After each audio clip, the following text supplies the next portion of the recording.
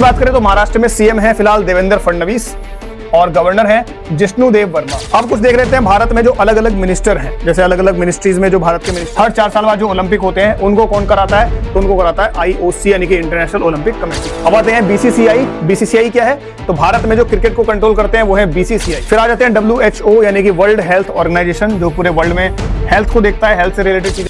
A very good evening to all of you. आशा करता हूं आप सब लोग बहुत अच्छे होंगे और जैसा कि आप जानते हैं मेरा नाम है पंकज गौतम और स्वागत है आप सभी का डिफेंस चाणक्य एकेडमी के यूट्यूब चैनल पर। और बेटा आज हम लेकर के आ गए हैं आपके लिए आपकी करंट अफेयर की क्लास, जिसमें हम जनवरी का करंट अफेयर ऑलरेडी पढ़ चुके हैं, फरवरी का करंट अफेयर हम ऑलरेडी पढ़ चुके हैं और अब हम आ चुके हैं मार्च के करंट अफेयर पर, क्योंकि अभी चल रहा है अप्रैल का महीना और मार्च हो चुका है पूरी तरह से कंप्लीट। तो जो भी इंपॉर्टेंट न्यूज़, इंपॉर्टेंट इवेंट्स मार्च में हुए थे उनके बारे में आज हम बात करने वाले हैं और एक एक करके हम आपके सारे मंथ्स के जो करंट अफेयर हैं वो हम कवर करते चलेंगे, ताकि आपको लास्ट में जाकर के बर्डन महसूस ना हो कि सर पूरे साल का करंट अफेयर कैसे याद करें। भाई इस चीज़ के लिए मैं आपको बार बार शुरू से ही बोलता चल रहा हूँ कि हर एक बच्चा एग्जाम में जो गलती करता है वो यही करता है कि वो स्टैटिक वाले पार्ट को, जो कि कभी बदलेगा नहीं, उसको तो ढंग से याद कर लेता है, लेकिन एग्जाम में जिस वजह से उसके मार्क्स थोड़े से कम रह जाते हैं वो वजह होती है उसके करंट अफेयर ना पढ़ पाने की।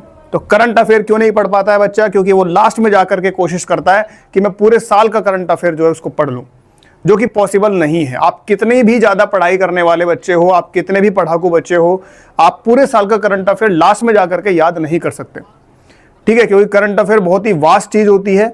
आप जितना सिलेबस पढ़ते हो उससे भी बहुत बड़ा है करंट अफेयर, तो अनलिमिटेड है करंट अफेयर, आप उसको नहीं पढ़ सकते। लेकिन अगर आप हर महीने का करंट अफेयर हर महीने कवर करते चलो, उसमें जो भी इंपॉर्टेंट इवेंट्स हैं उनको आप अगर पढ़ते चलो, तो आपको लास्ट में बर्डन नहीं महसूस होगा, ताकि आपको सारी चीज़ें याद रहेंगी।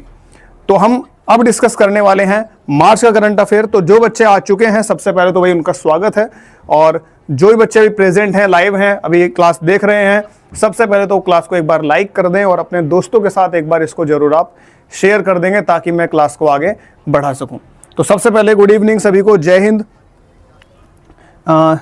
ये क्या नाम है, इट आची एक्स किंग, जो भी हैं आप, जय हिंद बेटा, जय हिंद। और फटाफट से जल्दी से सारे बच्चे एक बार आ जाएं ताकि हम क्लास को अपनी शुरू करें, ठीक है जी।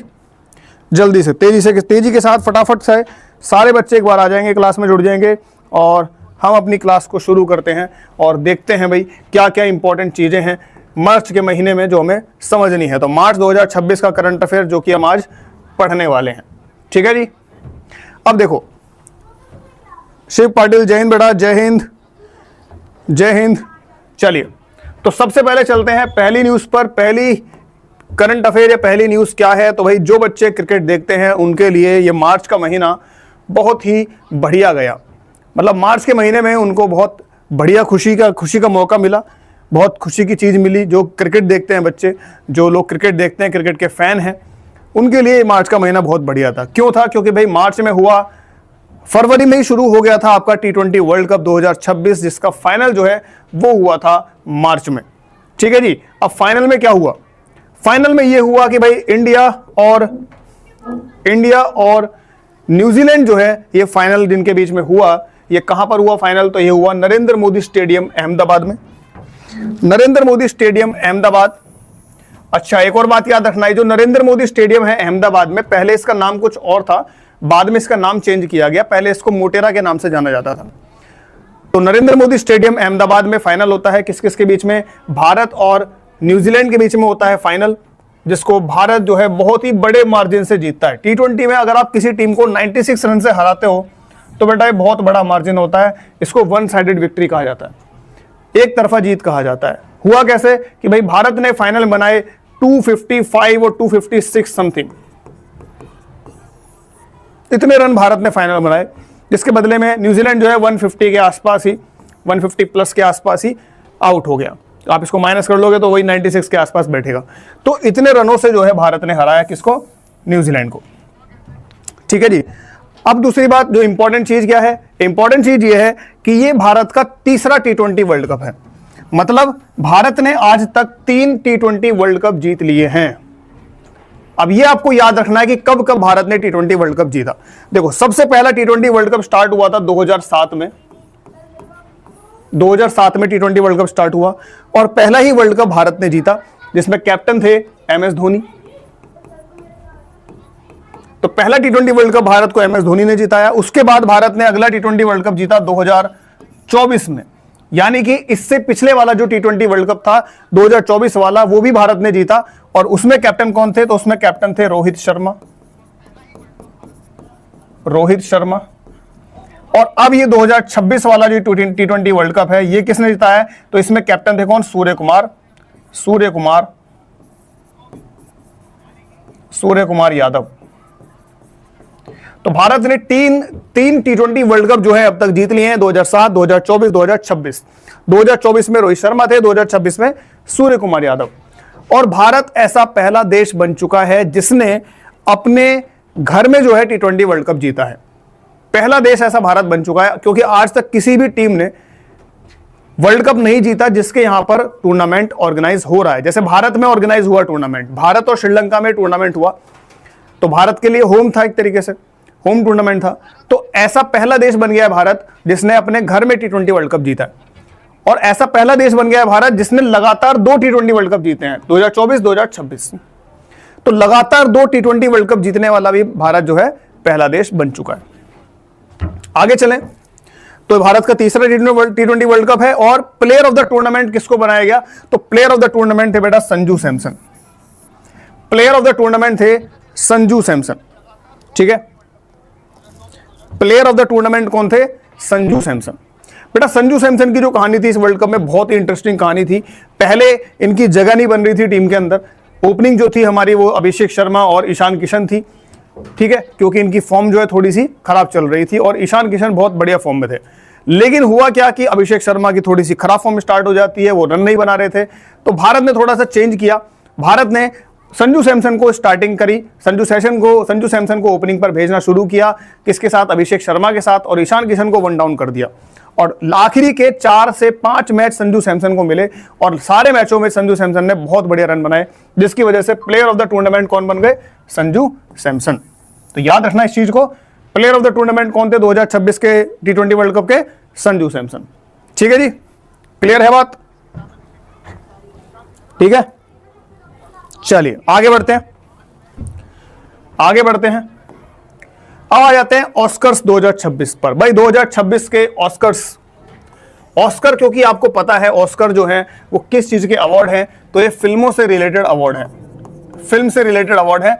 फिल्मों से रिलेटेड चीजों में ऑस्कर का अवार्ड दिया जाता है और वर्ल्ड का हाईएस्ट फिल्म अवार्ड है ऑस्कर। वर्ल्ड का हाईएस्ट फिल्म अवार्ड है ऑस्कर अवार्ड। ठीक है, और ऑस्कर अवार्ड को ही कहा जाता है अकेडमी अवार्ड्स। ऑस्कर अवार्ड को ही क्या कहा जाता है? Academy awards. कहां दिए जाते हैं ऑस्कर? तो यूएसए में दिए जाते हैं ऑस्कर। यूएसए में एक जगह है बेवर्ली हिल्स, जहां पर ऑस्कर अवार्ड दिए जाते हैं। ठीक है, तो जी ये 98th अकेडमी अवार्ड्स हैं, यानी कि 98th बार ये अवार्ड दिए गए हैं। तो इस बार 2026 में अवार्ड किस किस को मिला है, कौन कौन सी मूवी को मिला है, किस एक्टर को मिला है, किस एक्ट्रेस को मिला है, ये कुछ आपको चीजें याद रखनी पड़ेंगी। जैसे बेस्ट पिक्चर का अवार्ड किसको मिला है, यानी कि सबसे बढ़िया पिक्चर, सबसे बढ़िया फिल्म कौन सी है? तो वो है one battle after another. Best picture का अवार्ड मिला है वन बैटल आफ्टर अनदर को। बेस्ट एक्टर का अवार्ड किसको मिला है, यानी कि बेस्ट एक्टर कौन है? तो वो है माइकल बी जॉर्डन। कौन सी मूवी के लिए? सिनर्स मूवी के लिए। तो ये जो आपको फोटो में दिखाई दे रहे हैं ये है Michael B Jordan. Best actress का अवार्ड किसको मिला है? तो वो मिला है जेसी बकली को। जेसी बकली, ये कौन सी मूवी के लिए? हैमलेट मूवी के लिए। और बेस्ट डायरेक्टर का अवार्ड किसको मिला है? तो ये मिला है पॉल थॉमस एंडरसन को। कौन सी मूवी के लिए? वन बैटल आफ्टर अनदर के लिए। तो ये जो आपको फोटो दिखाई दे रहा है ये है वन बैटल आफ्टर अनदर का, और ये जो फोटो है किसका है? माइकल बी जॉर्डन का है। कौन सी मूवी के लिए? सिनर्स मूवी के लिए। अच्छा, इस फोटो में, इस मूवी में वन बैटल आफ्टर अनदर में ये जो एक्टर है, इन एक्टर का नाम क्या है? अगर आप में से कोई बच्चा बता सकता है कि इन एक्टर का नाम क्या है तो आप ये मुझे एक बार बताएं कि वन बैटल आफ्टर अनदर में जो ये एक्टर आपको दिखाई दे रहे हैं, इन एक्टर का नाम क्या है? बताएंगे बेटा, एक मिनट।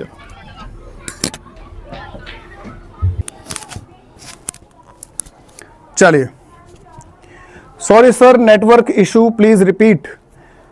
बेटा इसमें क्या रिपीट करना है?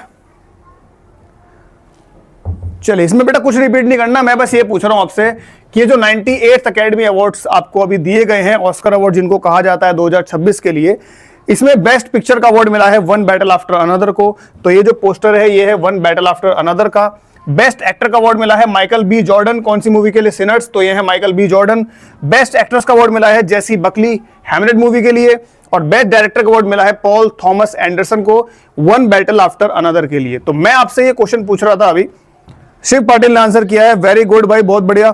मैंने पूछा कि भाई वन बैटल आफ्टर अनदर में ये जो आपको फोटो में जो इंसान दिखाई दे रहा है, इस एक्टर का नाम क्या है? बहुत ही फेमस एक्टर है, इन एक्टर का नाम क्या है? तो इनका नाम है लियोनार्डो डिकैप्रियो। ये जो एक्टर आपको दिखाई दे रहे हैं फोटो में, इनका नाम है लियोनार्डो डिकैप्रियो, लियोनार्डो डिकैप्रियो। तो शिव पाटिल ने इसका आंसर दिया है, बहुत बढ़िया भाई। इनकी एक बहुत ही फेमस मूवी है, लियोनार्डो डिकैप्रियो की एक बहुत फेमस मूवी है टाइटैनिक। टाइटैनिक, ठीक है, ये बहुत ही फेमस मूवी है टाइटैनिक। किसकी मूवी है? लियोनार्डो डिकैप्रियो की, ठीक है। चलिए आगे बढ़ते हैं। अब आ जाते हैं वर्ल्ड हैप्पीनेस रिपोर्ट 2026 कि भाई पूरे वर्ल्ड में सबसे ज्यादा खुश कंट्रीज कौन कौन सी हैं। हैप्पीनेस मतलब होता है खुशी, कि सबसे ज्यादा खुशी कौन से देश में है, ठीक है। सबसे ज्यादा खुशी जो है, सबसे ज्यादा हैप्पीनेस जो है वो कौन सी कंट्री में है? शिव प्रसाद गुप्ता, क्लास 11 की क्लास मैथ की कब शुरू होगी? बेटा जल्दी ही आपकी सारी क्लासेस शुरू होने वाली हैं। आपका जो एनडीए का जो चैनल है यूट्यूब पर जो हमने बनाया है, उस पर हम धीरे धीरे करके सारा कंटेंट डालेंगे और उसमें आपको सबसे पहले आपको ये बताया जाएगा कि किस किस चीज़ की आपकी जो क्लासेस हैं वो कब कब शुरू होने वाली हैं और क्या शेड्यूल होगा आपकी क्लासेस का, ये आपको जल्द ही पता चलने वाला है। आप थोड़ा सा सब्र कीजिए उसके लिए, थोड़ा सा वेट कीजिए उसके लिए। आपको सारी चीज़ें जो है एकदम सिस्टमैटिक तरीके से समझाई जाएंगी, बताई जाएंगी, ठीक है। कोई आपको परेशानी इसमें नहीं होने वाली है। जय Hind sir, I am Kartik Pratap Singh from 6th class. Welcome बेटा कार्तिक प्रताप, वेलकम। चलिए, तो हम यहां बात कर रहे हैं वर्ल्ड हैप्पीनेस रिपोर्ट 2026 के बारे में कि भाई 2026 में एक रिपोर्ट आई है वर्ल्ड हैप्पीनेस रिपोर्ट। तो कौन सा देश पूरे वर्ल्ड में किस नंबर पर है खुशी के मामले में, कि वो देश कितना खुश है। थोड़ी सी इंटरेस्टिंग रिपोर्ट है ये, थोड़ी सी इंटरेस्टिंग रिपोर्ट है। क्यों? क्योंकि इस रिपोर्ट के हिसाब से जो चाइना और पाकिस्तान है, खास तौर से हम पाकिस्तान की बात करेंगे कि जो पाकिस्तान है वो 104 नंबर पर आता है और भारत जो है वो 116 नंबर पर आता है खुशी के मामले में। यानी कि पाकिस्तान के लोग भारत के लोगों से भी ज्यादा खुश हैं। अब इसका क्या कारण हो सकता है? इसका कारण या तो ये हो सकता है कि मान लीजिए कुएं के अंदर एक मेंढक है, उसको अगर ये लगता है कि कुआं ही उसकी दुनिया है तो उस कुएं में वो खुश रहेगा। वहीं बाहर जो लोग रह रहे हैं उनके सामने बहुत परेशानियां हैं, बहुत प्रॉब्लम है, लेकिन वो पूरी तरीके से फ्री हैं, फ्रीडम उनके पास है, स्वतंत्र हैं, अपनी चीजें करने के लिए स्वतंत्र हैं। पर लेकिन वो इस बात से दुखी हैं क्योंकि उनके सामने बहुत सारी समस्याएं हैं। लेकिन कुएं के अंदर जो मेंढक है उसको ये लग रहा है कि भाई कुआं ही जो है यही एक जिंदगी है, यही पूरी दुनिया है, इसलिए वो इस चीज में खुश है। तो ये मेरा नजरिया है इस चीज को लेकर के कि पाकिस्तान जो है वर्ल्ड हैप्पीनेस रिपोर्ट के मामले में भारत से भी आगे है। उसका कारण ये हो सकता है। चाइना जो है और भी ज्यादा आगे है, चाइना जो है 60th पोजीशन पर है। चाइना का एक बार को समझ में ये भी आता है भाई चाइना में डेवलपमेंट बहुत ज्यादा है, चाइना में फैसिलिटीज बहुत ज्यादा है, ठीक है। चाइना में जो है जो सेल्फ हेल्प केयर है वो बहुत ज्यादा है, तो चाइना का एक बार को समझ में आता है। लेकिन पाकिस्तान जो है वो भी भारत से आगे है इस मामले में। तो आपको भारत की रैंक याद रखनी है, 116 रैंक है भारत की इसमें 147 कंट्रीज में से, यानी कि 147 देशों में से भारत जो है वो 116 नंबर पे आता है, वो 116 नंबर पे आता है। हिंदी से होगी या इंग्लिश से क्लास 11th की क्लास? बेटा क्लास 11th की जो क्लासेस आपकी स्टार्ट होने वाली हैं वो कंटेंट जो है वो आपको इंग्लिश में दिया जाएगा, लेकिन आपको पढ़ाया हिंदी में जाएगा, ताकि दोनों ही मीडियम के जो बच्चे हैं वो उनके लिए जो क्लास है वो कंफर्टेबल फील हो, ठीक है। दोनों ही मीडियम के बच्चों के लिए क्लासेस रहेंगी, पढ़ाया हिंदी में जाएगा। हिंदी मतलब इंग्लिश में पढ़ाया जाएगा, उसमें हिंदी इंग्लिश मिक्स होती है, लेकिन कंटेंट जो है वो ज़्यादातर इंग्लिश में ही होगा।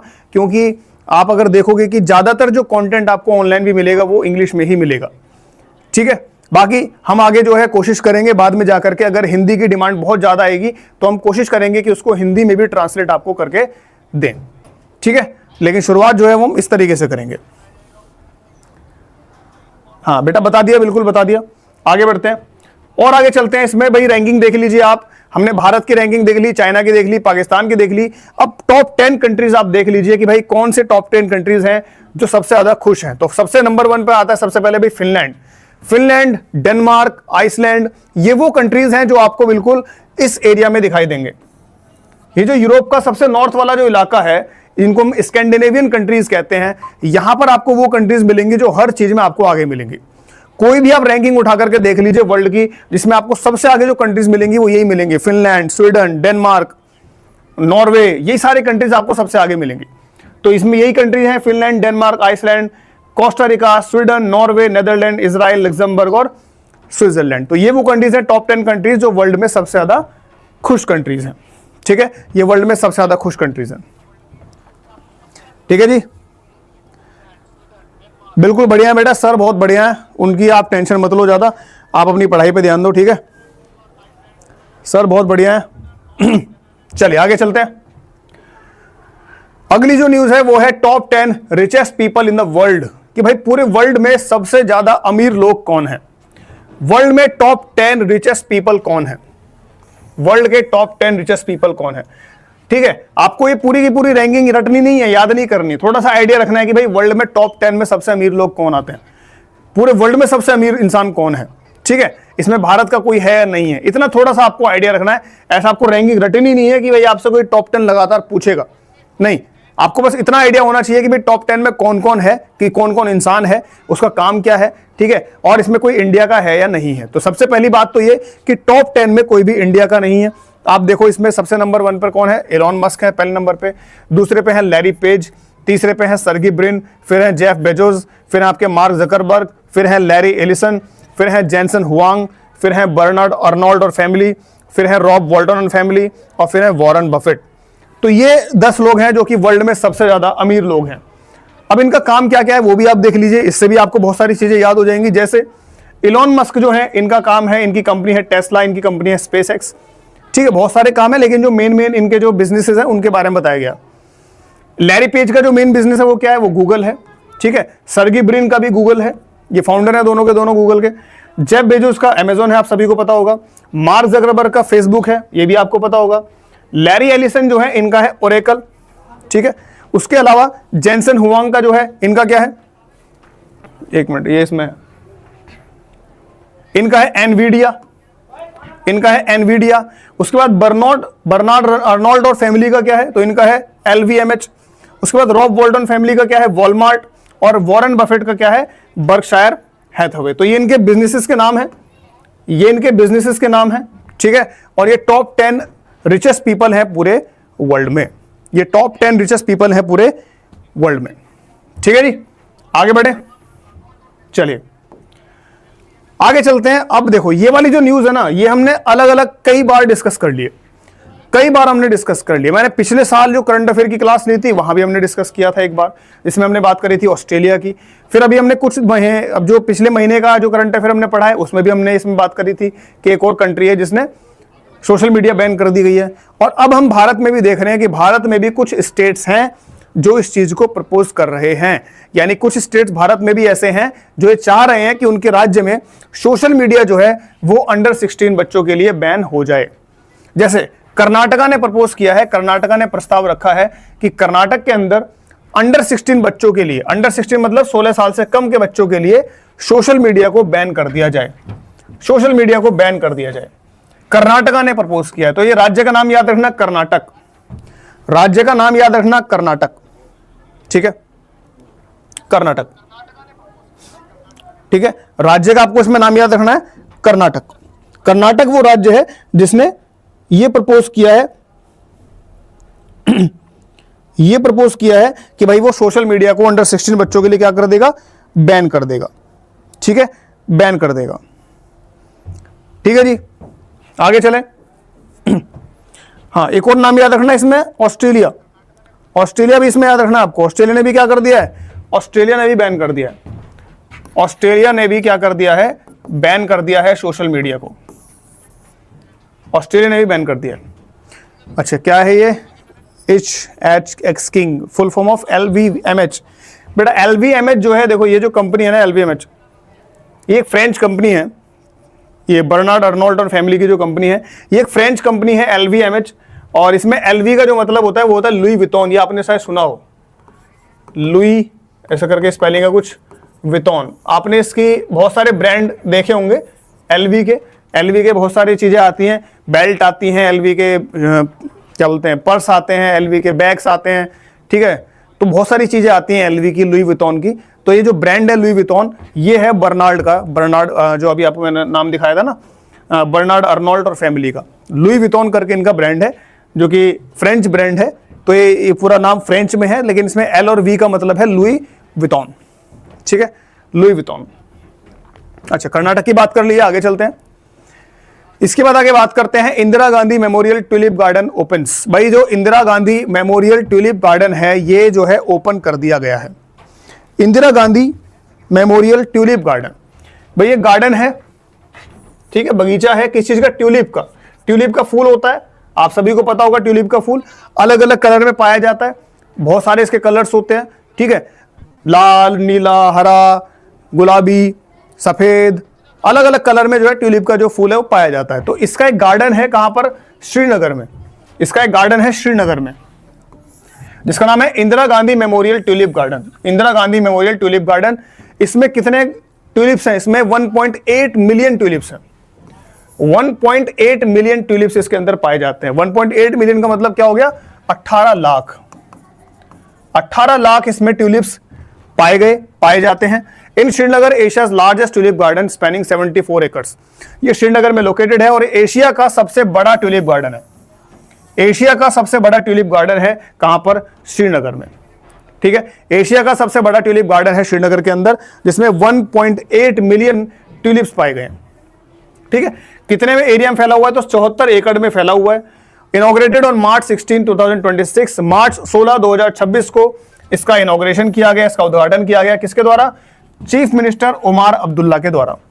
यानी कि इस वक्त जम्मू कश्मीर के जो सीएम है उनका नाम है उमर अब्दुल्ला। जम्मू कश्मीर के सीएम का नाम याद रखना, जम्मू कश्मीर सीएम कौन है, उमर अब्दुल्ला। उमर अब्दुल्ला याद रखना, जम्मू कश्मीर के जो सीएम है उनका नाम क्या है अभी, उमर अब्दुल्ला, ठीक है। तो ट्यूलिप गार्डन के बारे में याद रखना, एक Indira Gandhi memorial tulip garden नाम से एक ट्यूलिप गार्डन है, कहां पर, श्रीनगर में, जो कि एशिया का सबसे बड़ा ट्यूलिप गार्डन है, जिसमें 1.8 मिलियन ट्यूलिप्स हैं। इसका इनॉग्रेशन किसने किया है, जम्मू कश्मीर के सीएम उमर अब्दुल्ला ने, ठीक है जी। आगे चलते हैं, आगे बात करते हैं नोएडा इंटरनेशनल एयरपोर्ट जेवर। तो नोएडा में, जेवर में नोएडा इंटरनेशनल एयरपोर्ट एक अभी ऑर्गेनाइज किया गया है, इसका उद्घाटन किया गया है, ठीक है, इनॉग्रेट किया गया है। इसका फेज 1 यानी इसका जो एक फेज है उसका काम कंप्लीट हो चुका है और ये चालू हो चुका है, इसका काम जो है स्टार्ट हो चुका है। तो PM Modi inaugurated phase 1 of Noida international airport. Noida international airport का जो फेज 1 है उसका उद्घाटन, उसका शुभारंभ हो चुका है, ठीक है। कहां पर है, जेवर में है, जेवर में है। ऑन मार्च 28, 2026, मार्च 28, 2026 को इंटरनेशनल एयरपोर्ट है, इसको लिंक किया जाएगा किसके साथ, इसको लिंक किया जाएगा IGI के साथ। IGI क्या है, तो इंदिरा गांधी इंटरनेशनल एयरपोर्ट, जो कि कहां पर है, दिल्ली में है। IGI कहां पर है, ये दिल्ली में है, ये दिल्ली में है। तो इसके साथ इसको जोड़ा जाएगा। तो बहुत सारी फ्लाइट्स जो IGI से जाती थी, अब जो है वो आप जेवर से भी उसको ले सकते हो, क्योंकि इंटरनेशनल एयरपोर्ट है, तो आप वर्ल्ड में भी इसकी फ्लाइट्स ले सकते हो, ठीक है। इंटरनेशनल फ्लाइट्स भी इससे जाएंगे। तो इसका फेज 1 जो है वो स्टार्ट हो चुका है। आगे बढ़ते हैं, अब आ जाते हैं कोकोनट प्रोडक्शन के ऊपर, क्योंकि इसमें जो है भारत पहुंच चुका है नंबर 1 पर, ठीक है, नंबर 1 पर भारत इसमें पहुंच चुका है। सर क्वेश्चन आएगा, बिल्कुल आएगा भाई, जेवर एयरपोर्ट से, क्योंकि बहुत फेमस भी है, बहुत ज्यादा न्यूज में भी है। तो जेवर एयरपोर्ट से बिल्कुल आपका क्वेश्चन बन सकता है। आपसे ये पूछ सकता है कि भाई नोएडा इंटरनेशनल एयरपोर्ट कहां पर लोकेटेड है, तो आपको बताना है जेवर। जेवर कहां पर है, यूपी में, क्योंकि नोएडा यूपी में है, ठीक है, तो जेवर यूपी में है। अब आ जाते हैं कोकोनट प्रोडक्शन के ऊपर, कि भाई कोकोनट प्रोडक्शन में भारत जो है वर्ल्ड में नंबर 1 पर जा चुका है। India leads global production with a 30.37% share, यानी कि वर्ल्ड में अगर 100 नारियल होते हैं तो उसमें से 30 नारियल भारत में होते हैं। वर्ल्ड का 30.37% कोकोनट प्रोडक्शन जो है वो भारत करता है। तो भारत जो है कोकोनट प्रोडक्शन में सबसे आगे जा चुका है। तो आपने देखा होगा, आप कभी साउथ वगैरह में जाएं तो केरल चले जाओ, तमिलनाडु चले जाओ, तो वहां पे आपको इतना ज्यादा कोकोनट के पेड़, इतना ज्यादा लोग कोकोनट पीते हुए, कोकोनट बेचते हुए दिखाई देंगे कि भारत में खास तौर से समुद्री इलाकों में कोकोनट का आपको प्रोडक्शन कहां देखने को मिलेगा? कहीं ऐसा यूपी बिहार में नहीं होगा कोकोनट प्रोडक्शन। कहां पर होगा? ये जो कोस्टल एरियाज हैं, भारत के कोस्टल एरियाज हैं, वहां पर आपको कोकोनट का प्रोडक्शन देखने को मिलेगा। कोकोनट के पेड़ आपको कहां मिलेंगे? कोस्टल एरियाज में। ठीक है, चलिए, तो इसमें भारत जो है नंबर 1 पर है 30.37% शेयर के साथ। अब चलते हैं आगे। अब देखो नेपाल में, देखो क्या हुआ था, आपने एक न्यूज सुनी होगी नेपाल की, कि नेपाल में आंदोलन हुए थे, नेपाल में प्रोटेस्ट हुए थे, जिनको हमने क्या कहा था? Gen Z protest. नेपाल में कुछ प्रोटेस्ट हुए थे जिनको हमने क्या कहा था? Gen Z protest. ठीक है, जेनजी प्रोटेस्ट। सर सेकंड कौन है कोकोनट प्रोडक्शन में? सेकंड पे आपको बेटा इनमें से कोई कंट्री मिलेगी देखने को, जैसे या तो थाईलैंड है, या फिर आपको इसमें जैसे वियतनाम है, या मलेशिया है, इंडोनेशिया है, क्योंकि ये आइलैंड कंट्रीज हैं। ठीक है, यहीं पर आपको कोकोनट प्रोडक्शन जो है ज्यादा देखने को मिलेगा। ठीक, तो हमने नेपाल की जो बात करी थी, तो नेपाल में जेनजी प्रोटेस्ट हुए थे। नेपाल में जो सरकार थी केपी ओली की जो सरकार थी नेपाल में, उसके खिलाफ नेपाल में हुए थे जेनजी प्रोटेस्ट। यानी कि बहुत सारे जो नए बच्चे हैं, 18 साल के जो बच्चे हैं, 19 साल के जो बच्चे हैं, उन्होंने आंदोलन किया नेपाल के अंदर। अब उस आंदोलन के बाद जो पुरानी सरकार थी उसको तो खत्म कर दिया गया, लेकिन अब जो है नई सरकार बनती है। अब जो नई सरकार बनती है नेपाल के अंदर, उसमें जो प्राइम मिनिस्टर बनते हैं वो कौन है? उनका नाम है बलेन्द्र बैलेंशाह। तो ये नेपाल के अभी नए प्रधानमंत्री बने हैं, जिनका नाम है बलेन्द्र बैलेंशाह। ये पहले रैपर थे। ये पहले क्या थे? रैपर आपने पता हो ना रैपर क्या होते हैं? यानी जो गाना गाते हैं बहुत तेज स्पीड के साथ, उनको रैपर कहा जाता है। तो ये पहले रैपर थे बलेन्द्र बैलेंशाह। ये नेपाल के अभी नए प्रधानमंत्री बन चुके हैं। किसको हटा करके? केपी शर्मा ओली को हटा करके। जो केपी शर्मा ओली के खिलाफ रिवोल्ट हुए, प्रोटेस्ट हुए, जिसके बाद अभी कौन बने हैं? अभी बने हैं बलेन्द्र बैलेंशाह, इनके प्राइम मिनिस्टर। ठीक है, 2026 में। ठीक है जी, क्लियर है बात? चलिए आगे बढ़ते हैं, आगे चलते हैं ग्लोबल टेररिज्म इंडेक्स। अब आ जाओ ग्लोबल टेररिज्म इंडेक्स पर, कि भाई टेररिज्म में कौन सा कंट्री है जो सबसे ज्यादा टेररिज्म से परेशान है। 2026 में जो ग्लोबल टेररिज्म इंडेक्स है, इसमें यह बताया गया है कि कौन सा कंट्री है जो टेररिज्म से, टेररिज्म क्या होता है? आतंकवाद। टेररिज्म का मतलब होता है आतंकवाद, कि जैसे पाकिस्तान से लोग जो हैं भारत में घुस जाते हैं और भारत में आकर के कहीं ना कहीं धमाके कर देते हैं, या कोई किसी को मार देता है, तो इसको आतंकवाद कहा जाता है। ठीक है, इसको आतंकवाद कहा जाता है। कहीं किसी और जगह जाकर के हिंसा करना आतंकवाद कहलाता है। तो आतंकवाद से, टेररिज्म से कौन से देश सबसे ज्यादा परेशान है? तो पाकिस्तान मोस्ट अफेक्टेड। सबसे ज्यादा अफेक्टेड कौन है? सबसे ज्यादा अफेक्टेड पाकिस्तान है। भाई टेररिज्म बनता भी पाकिस्तान में ही है। शुरुआत कहां से होती है टेररिज्म की? पाकिस्तान से। और सबसे ज्यादा परेशान भी कौन है टेररिज्म से? पाकिस्तान। यानी पाकिस्तान में जो चीज बनती है, पाकिस्तान में जो चीज बनती है, उससे सबसे ज्यादा परेशान देश भी पाकिस्तान ही है। ठीक है, पाकिस्तान से टेररिज्म बनता है और पाकिस्तान ही सबसे ज्यादा टेररिज्म से परेशान है। भारत की बात करें तो भारत इसमें आता है 13वें नंबर पर। तो यानी भारत जो है परेशान देशों में, टेररिज्म से परेशान देशों में 13वें नंबर पर आता है। और ये जो इंडेक्स है, ये किसने स्टार्ट किया, किसने जारी किया, किसने दिया है ये? तो release by the Australian think tank. एक ऑस्ट्रेलिया का थिंक टैंक है जिसका नाम है institute for economics and peace. Institute for economics and peace, short में कहें तो आईईपी। तो आईईपी ने मार्च 2026 में ये एक इंडेक्स जारी किया। किसके बारे में? ग्लोबल टेररिज्म इंडेक्स के बारे में, जिसमें सबसे ज्यादा परेशान कंट्री जो है पाकिस्तान है, सबसे ज्यादा अफेक्टेड कंट्री पाकिस्तान है, और भारत जो है अफेक्टेड कंट्रीज में 13th नंबर पे आता है। भारत जो है 13 नंबर पे आता है। आगे चलते हैं, अब आ जाते हैं 11वां रायसीना डायलॉग 2026। रायसीना डायलॉग क्या होता है इसको समझ लेते हैं जरा। रायसीना डायलॉग का मतलब होता है, इसमें बहुत सारे देशों के जो फॉरेन मिनिस्टर्स हैं वो भारत में आते हैं और भारत में आकर के एक मीटिंग करते हैं फॉरेन पॉलिसी को लेकर के। किस चीज को लेकर के? फॉरेन पॉलिसी को लेकर के। फॉरेन पॉलिसी का मतलब होता है विदेश नीति। विदेश नीति, तो विदेश नीति जो है भारत में आकर के डिस्कस की जाती है। भारत में आकर के डिस्कस की जाती है विदेश नीति। इसमें अलग अलग देशों के जो है फॉरेन मिनिस्टर्स भारत में आते हैं। इसमें भारत के जो फॉरेन मिनिस्टर है वो भी होते हैं और वो सब मिलकर के एक साथ मिलकर के मीटिंग करते हैं और विदेश नीति यानी फॉरेन पॉलिसी को डिस्कस करते हैं। ठीक है, तो अभी जो है 11वीं रायसीना डायलॉग हुई है 2026 में। 2026 में ये 11th मीटिंग हुई है रायसीना डायलॉग की। कहां पर हुई है? तो न्यू दिल्ली में हुई है। न्यू दिल्ली में हुई है। कब से कब तक हुई? तो 5 से लेकर के 7 मार्च तक हुई। इसमें क्या डिस्कस किया जाता है? तो इंडिया फ्लैगशिप जियोपॉलिटिक्स कॉन्फ्रेंस, इसमें जो इंडिया की जियोपॉलिटिक कॉन्फ्रेंस है वो इसमें ऑर्गेनाइज करी गई, यानी इसमें भारत जो है वो इसको लीड करता है। और इसकी थीम क्या थी? संस्कार इसकी थीम थी। संस्कार इसकी थीम थी। इनॉग्रेटेड बाय नरेंद्र मोदी, इसकी शुरुआत किसने करी? नरेंद्र मोदी ने इसकी शुरुआत करी। Organise by ORF and MEA, इसको ऑर्गेनाइज किसने किया? इसको चलाया किसने? तो इसको चलाया ORF ने और MEA ने। अब ये ORF और MEA क्या है? तो ORF जो है ये एक फाउंडेशन है जिसका नाम है ओशन रिसर्च फाउंडेशन। ये एक फाउंडेशन है, ओशन रिसर्च फाउंडेशन। और MEA जो है ये हमारी गवर्नमेंट की एक मिनिस्ट्री है जिसका नाम है ministry of external affairs. Ministry of external affairs, जिसको हम फॉरेन मिनिस्ट्री भी कहते हैं। एक ही बात है, फॉरेन मिनिस्ट्री या फिर मिनिस्ट्री ऑफ एक्सटर्नल अफेयर्स एक ही बात है। फॉरेन मिनिस्ट्री या मिनिस्ट्री ऑफ एक्सटर्नल अफेयर्स एक ही बात है। ठीक है, तो ORF और MEA के द्वारा ये ऑर्गेनाइज करी गई। इसमें 110 प्लस कंट्रीज ने पार्टिसिपेट किया, यानी 110 से भी ज्यादा देश इसमें आए, शामिल होने के लिए आए। ठीक है, चलिए आगे बढ़े, आगे चलते हैं। अब आ जाते हैं बेटा कुछ ऑर्गेनाइजेशंस के बारे में। अब हम कुछ ऑर्गेनाइजेशंस की बात कर लेते हैं कि भाई जैसे RBI है,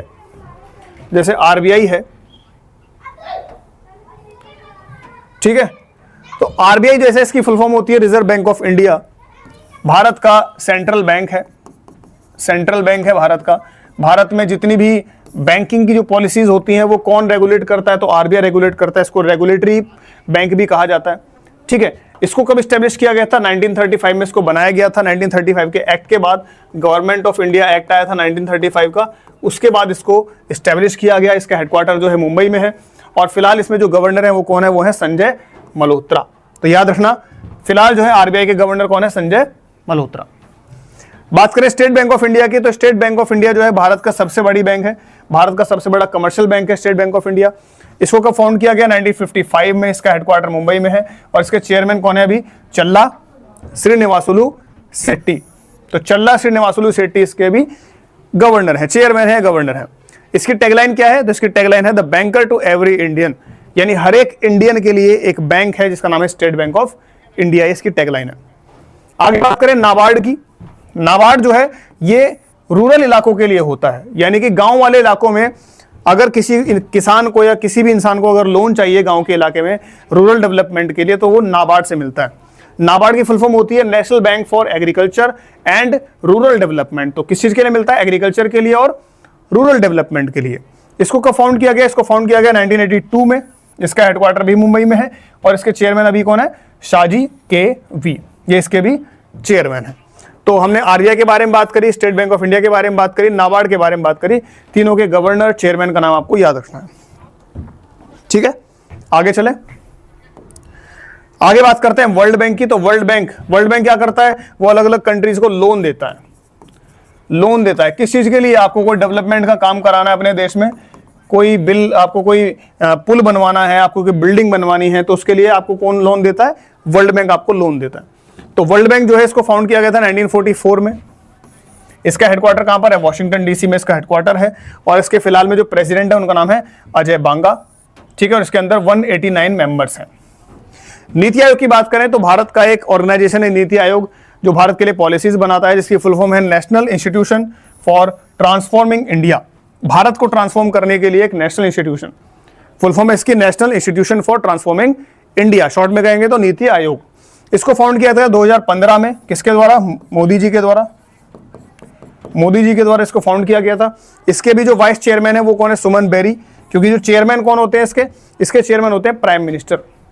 नीति आयोग के जो चेयरमैन होते हैं वो कौन होते हैं? Prime minister. चेयरमैन कौन होते हैं इसके? Prime minister. Chairman prime minister होते हैं। इससे पहले नीति आयोग के पहले जो था वो क्या था, प्लानिंग कमीशन। नीति आयोग से पहले क्या था, प्लानिंग कमीशन। ठीक है, नीति आयोग से पहले क्या थी, प्लानिंग कमीशन। वेरी लाउडिंग, क्या लाउडिंग है बेटा, प्राइम मिनिस्टर। इससे पहले नीति आयोग के पहले जो था वो क्या था, प्लानिंग। बेटा सही है, आवाज तेज आ रही है तो अच्छी बात है। कम आना, अगर कम आ रही है तो फिर बेकार है, अगर तेज आ रही है फिर तो उसको आप कम कर सकते हो ना। तो नीति आयोग के जो चेयरमैन थे, चेयरमैन मतलब चेयरमैन जो होते हैं वो कौन होते हैं, वो प्राइम मिनिस्टर होते हैं। और नीति आयोग से पहले जो बॉडी थी उसका नाम था प्लानिंग कमीशन। प्लानिंग कमीशन को बनाया था जवाहरलाल नेहरू ने, और नीति आयोग जो है उसको किसने बनाया, नरेंद्र मोदी ने। और नीति आयोग के जो वाइस चेयरमैन है फिलहाल वो कौन है, सुमन बेरी, और इसके सीईओ है निधि चिब्बर। इसके जो सीईओ है वो कौन है, निधि चिब्बर। अब आ जाते हैं डीआरडीओ पर। डीआरडीओ की फुल फॉर्म होती है defence research and development organisation. DRDO की फुल फॉर्म होती है defence research and development organisation. इसको फाउंड किया गया था 1958 में। इसका जो हेडक्वार्टर है वो है न्यू दिल्ली के अंदर। ठीक है, और इसके जो चेयरमैन है वो है डॉक्टर समीर वी कामत। इसके चेयरमैन कौन है, डॉक्टर समीर वी कामत, ये इसके चेयरमैन है। ठीक है सर, रूम में लाउडिंग है, अच्छा ओके ठीक है, मुझे लगा मेरी आवाज बहुत तेज आ रही है आपको। चलिए वेरी गुड, ओके आगे चलते हैं। अब आ जाते हैं इसरो पर। तो इसरो की फुल फॉर्म भी आपको पता होगी, इंडियन स्पेस रिसर्च ऑर्गेनाइजेशन। ये इसरो की फुल फॉर्म है, ये भारत में स्पेस से रिलेटेड काम करता है। इसको एस्टेब्लिश किया गया था 1969 में। और इसको किसने बनाया था, इसके फादर कौन है या फाउंडर कौन है, इसके फाउंडर है विक्रम साराभाई। पहले जो चेयरमैन थे वो कौन थे इसके, विक्रम साराभाई। इसका हेडक्वार्टर कहां पर है अभी, इसका हेडक्वार्टर या तो बेंगलुरु में भी है या फिर न्यू दिल्ली में भी है, दोनों जगह इसका हेडक्वार्टर है। और फिलहाल इसके चेयरमैन कौन है, वी नारायणन इसके चेयरमैन है। अभी से इसके चेयरमैन है वो है वी नारायणन। फिर आ जाते हैं WHO यानी कि वर्ल्ड हेल्थ ऑर्गेनाइजेशन, जो पूरे वर्ल्ड में हेल्थ को देखता है, हेल्थ से रिलेटेड चीजें देखता है। इसको फाउंड किया गया था 1948 में। 1948 में इसको फाउंड किया गया था। इसका हेडक्वार्टर है जिनेवा में। ठीक है, इसके डायरेक्टर जनरल, डीजी का मतलब है डायरेक्टर जनरल, इसके डायरेक्टर जनरल अभी कौन है, टेड्रोस अदनम गेब्रेसस। टेड्रोस ठीक है, अदनम गेब्रेसस, ये इसके भी फाउंडर हैं, वो ये भी इसके डायरेक्टर जनरल हैं। अब आ जाते हैं WTO मतलब world trade organisation. World trade organisation, इसको फाउंड किया गया था 1995 में। ये पूरे वर्ल्ड में ये चेक करता है कि भाई कहीं पे ट्रेड जो है गलत तरीके से तो नहीं हो रहा है, कोई चीटिंग तो नहीं कर रहा है, तो इसको फाउंड किया गया था 1995 में। इसका हेडक्वार्टर भी जेनेवा के अंदर है। अच्छा जेनेवा है कहाँ पर, जेनेवा, ये भी जेनेवा, ये भी जेनेवा। जेनेवा जो है बेटा वो स्विट्जरलैंड के अंदर है। जेनेवा कहाँ है, स्विट्जरलैंड के अंदर है जेनेवा। ठीक है, इसके डायरेक्टर जनरल कौन है अभी, एंगोजी ओकोंजो इवेला। इसके जो डायरेक्टर जनरल है वो कौन है, एंगोजी ओकोंजो इवेला। आगे चलते हैं, बात करें यूनेस्को की। यूनेस्को की फुल फॉर्म क्या होती है, United Nations educational scientific and cultural organisation. तो यूनेस्को में आपको ये जो लेटर आ रहे हैं ESC, इनके नाम आपको याद होने चाहिए। E for education, S for scientific, C for cultural organisation. तो United Nation Educational scientific and cultural Organisation, इसको फाउंड किया गया था 1945 में। और इसका हेडक्वार्टर कहां पर है, पेरिस के अंदर। इसका हेडक्वार्टर कहां पर है, पेरिस के अंदर। बात करें नासा की। नासा क्या है, तो जैसे भारत में इसरो है, भारत में जो स्पेस का सारा काम है वो कौन देखता है, इसरो। ऐसी पूरे USA में जो है जो स्पेस का जो सारा काम है वो कौन देखता है, वो नासा देखता है। नासा की फुल फॉर्म क्या है, national aeronautics and space administration. National aeronautics and space administration, ये नासा की फुल फॉर्म है। इसको इस्टेब्लिश किया गया था 1958 में। इस्टेब्लिश किया गया था 1958 में। इसका हेडक्वार्टर है वॉशिंगटन DC में, जो कि कहां पर है, USA के अंदर। ठीक है, आगे चलें। अब आते हैं BCCI। BCCI क्या है, तो भारत में जो क्रिकेट को कंट्रोल करते हैं वो है BCCI, यानी कि board of control for cricket in India. Board of control for cricket in India, इसको फाउंड किया गया था 1928 में, यानी कि अंग्रेजों के समय। और इसका हेडक्वार्टर जो है वो मुंबई के अंदर है, वानखेड़े स्टेडियम के अंदर। और फिलहाल जो BCCI के जो चेयरमैन है, BCCI के जो चेयरमैन है वो है अभी मिथुन मनहास। मिथुन मिथुन मनहास, ये अभी इसके बीसीसीआई के चेयरमैन हैं। आगे बात करें आईओसी यानी कि इंटरनेशनल ओलंपिक कमेटी, यानी पूरे वर्ल्ड में जो ओलंपिक होते हैं, हर 4 साल बाद जो ओलंपिक होते हैं उनको कौन कराता है, तो उनको कराता है आईओसी यानी कि इंटरनेशनल ओलंपिक कमेटी। इसको फाउंड किया गया था 1894 में। 1894 में इसको फाउंड किया गया था। इसका हेडक्वार्टर जो है वो है लुज़ेन। लुज़ेन कहां पर है, स्विट्जरलैंड। लुज़ेन भी स्विट्जरलैंड में है। और इसके प्रेसिडेंट कौन है अभी, तो इसके प्रेसिडेंट हैं कर्स्टी कोवेंट्री। इसके जो प्रेसिडेंट है वो कौन है अभी, कर्स्टी कोवेंट्री। तो ये जो फोटो आपको दिखाई दे रही है ये है कर्स्टी कोवेंट्री। आगे चलते हैं, अब कुछ देख लेते हैं भारत में जो अलग अलग मिनिस्टर हैं, जैसे अलग अलग मिनिस्ट्रीज में जो भारत के मिनिस्टर्स हैं उनके नाम भी आपको कुछ याद रखने पड़ेंगे, ये भी आपके काम आएगा। जैसे अगर हम बात करें मिनिस्टर ऑफ फाइनेंस, क्योंकि अभी हमारा इस साल बजट आया, तो बजट कौन देता है, फाइनेंस मिनिस्टर। तो मिनिस्टर ऑफ फाइनेंस कौन है, निर्मला सीतारमन। निर्मला सीतारमन, ठीक है, मिनिस्टर ऑफ फाइनेंस है Nirmala Sitharaman. Minister of defence कौन है, तो मिनिस्टर ऑफ डिफेंस यानी डिफेंस मिनिस्टर है राजनाथ सिंह, ये राजनाथ सिंह है। और एक होते हैं मिनिस्टर ऑफ स्टेट यानी कि संजय सेठ, वो है मिनिस्टर ऑफ स्टेट कौन है, Sanjay Seth. Minister of agriculture यानी एग्रीकल्चर मिनिस्टर कौन है, शिवराज सिंह चौहान, ये कौन है, मिनिस्टर ऑफ एग्रीकल्चर, ये वाले।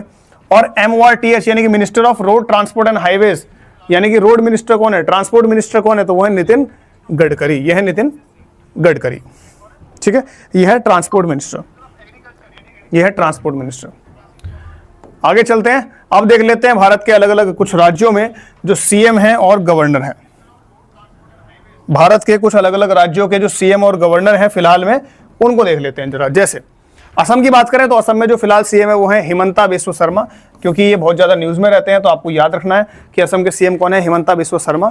और गवर्नर कौन है असम के अंदर, तो है LP आचार्य। गवर्नर कौन है, LP आचार्य। महाराष्ट्र की बात करें तो महाराष्ट्र में सीएम है फिलहाल देवेंद्र फडणवीस और गवर्नर है जिष्णुदेव वर्मा। गवर्नर कौन है, जिष्णुदेव वर्मा। गुजरात में सीएम है अभी भूपेंद्र पटेल और गवर्नर है आचार्य देवव्रत। गवर्नर है आचार्य देवव्रत। उत्तर प्रदेश में सीएम है योगी आदित्यनाथ, सभी को पता होगा, और गवर्नर है आनंदीबेन पटेल। तमिलनाडु में सीएम कौन है अभी, MK स्टालिन, और गवर्नर है राजेंद्र V आर्लेकर, ये गवर्नर है। हरियाणा में सीएम कौन है, नायब सिंह सैनी, और गवर्नर है असीम कुमार घोष।